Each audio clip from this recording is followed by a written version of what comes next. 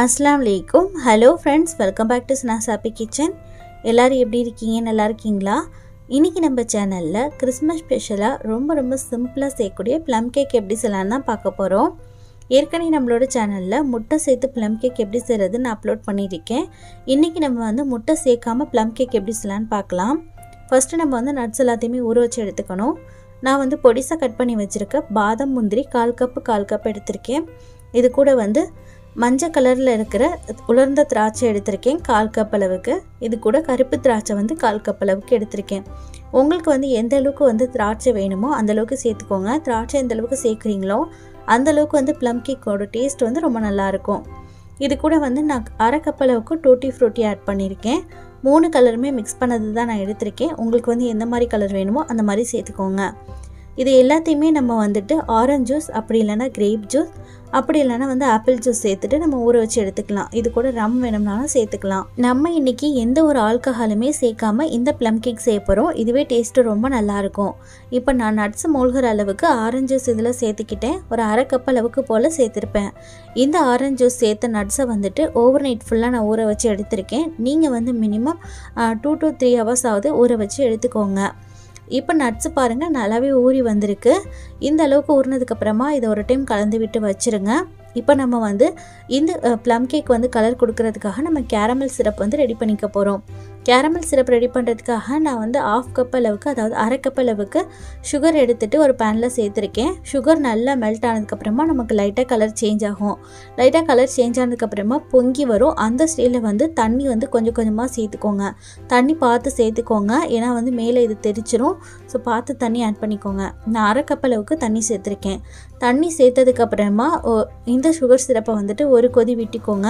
ஒரு கொதி வந்ததுக்கப்புறமா அடுப்பை ஆஃப் பண்ணிவிட்டு இந்த சுகர் சிரப்பை நல்லா ஆற விட்டு எடுத்து வச்சுக்கோங்க. இது நம்ம பேட்டர் ரெடி பண்ணதுக்கப்புறமா சேர்த்து மிக்ஸ் பண்ணிக்கலாம். இப்போ ஒரு பவுல் எடுத்துக்கோங்க. அதில் நான் வந்து 3 டேபிள் ஸ்பூன் அளவுக்கு தயிர் நல்ல புளிப்பு இல்லாத கெட்டியான தயிரை எடுத்திருக்கேன். இந்த டேபிள் ஸ்பூனால் எடுத்திருக்கேன். உங்களுக்கு தயிர் வேணும்னு நினச்சிங்கன்னா இது நார்மலாக கூட நீங்கள் செய்யலாம் தயிர் இல்லாமல். இப்போ இது கூடவே வந்துட்டு நான் 1/4 கப் அளவுக்கு குக்கிங் ஆயில் எடுத்திருக்கேன். எந்த ஃப்ளேவர் ஆயிலும் எடுக்காமல் நார்மல் குக்கிங் ஆயில் எடுத்துக்கோங்க. இது கூட காய்ச்சி ஆற வச்சுருக்க பால் வந்து நான் 1/4 டம்ளர் அளவுக்கு எடுத்திருக்கேன். தேவைப்பட்டது அப்படின்னா நம்ம சேர்த்துக்கலாம். இப்போதைக்கு 1/4 டம்ளர் நான் ஆட் பண்ணியிருக்கேன். இப்போ இது எல்லாத்தையுமே சேர்த்துட்டு ஒன்றா ஒரு டைம் நல்லா பீட் பண்ணிக்கோங்க. இந்த மாதிரி ஹேண்ட் விஸ்க் வச்சு பீட் பண்ணிக்கிட்டாலே போதும். அப்படி இல்லைன்னா நீங்கள் மிக்சியில் சேர்த்து கூட இது எல்லாத்தையுமே ஒரு டைம் வந்துட்டு அடித்து எடுத்துக்கலாம். இப்போ இது கூடவே வந்துட்டு 1/4 கப் அளவுக்கு பவுடர் சுகர் ஆட் பண்ணியிருக்கேன். ஏற்கனவே நம்ம வந்து கேரமல் சிரப் ரெடி பண்ணி வச்சுருக்கோம். அதுவுமே இதில் தான் சேர்க்க போகிறோம்.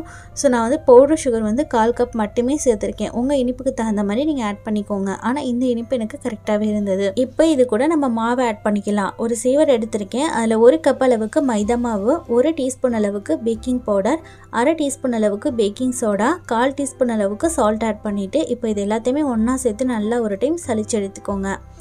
இப்போ நம்ம மாவை வந்து லைட்டாக ஸ்பேச்சரில் அப்படி இல்லைனா இந்த மாதிரி ஹேண்ட் விஸ்க் வச்சுட்டு மிக்ஸ் பண்ணி கொடுத்துக்கோங்க. ரொம்ப ஹார்டாக மிக்ஸ் பண்ணணும்னு அவசியம் கிடையாது. நான் வீடியோக்காக ஸ்பீட் பண்ணியிருக்கேன்.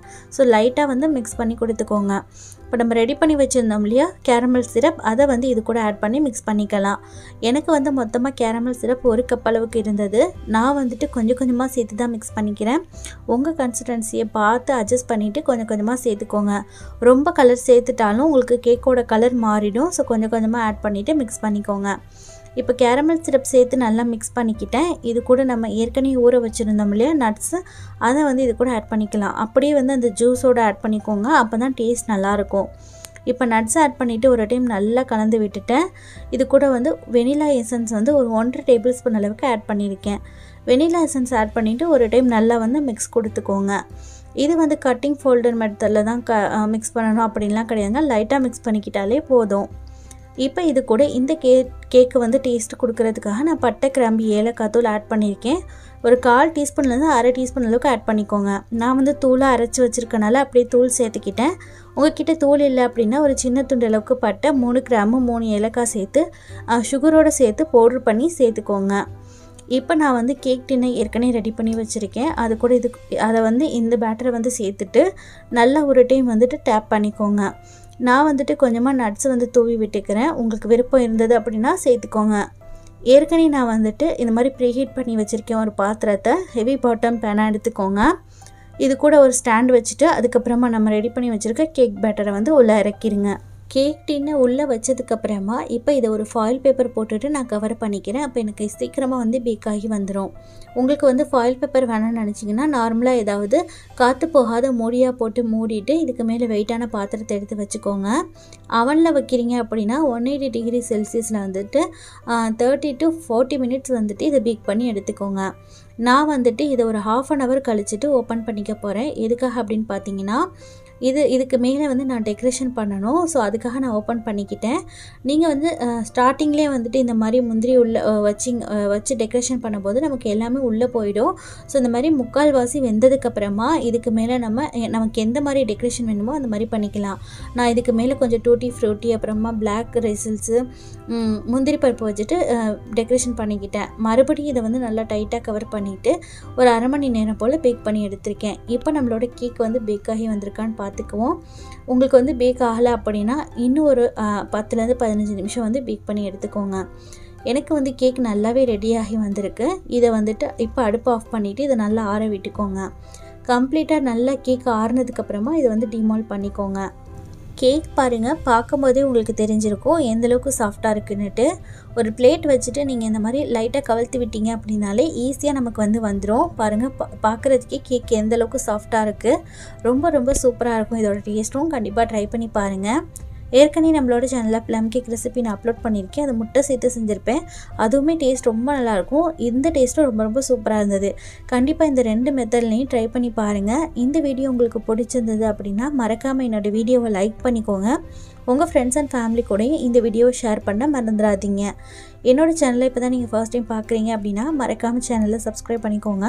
பக்கத்துலேயே நோட்டிஃபிகேஷன் பெல் வரும், அதையும் கிளிக் பண்ணிவிட்டு ஆளுங்கிற பட்டனையும் செலக்ட் பண்ணிக்கோங்க. அப்போ தான் நான் போடக்கூடிய வீடியோஸ் எல்லாமே உங்களுக்கு நோட்டிஃபிகேஷனாக வரும். இதே மாதிரி வேறொரு சூப்பரான வீடியோவோட உங்களை மீட் பண்ணுறேன். ஓகே ஃப்ரெண்ட்ஸ், பாய். அஸ்ஸலாமு அலைக்கும். தேங்க்ஸ் ஃபார் வாட்சிங்.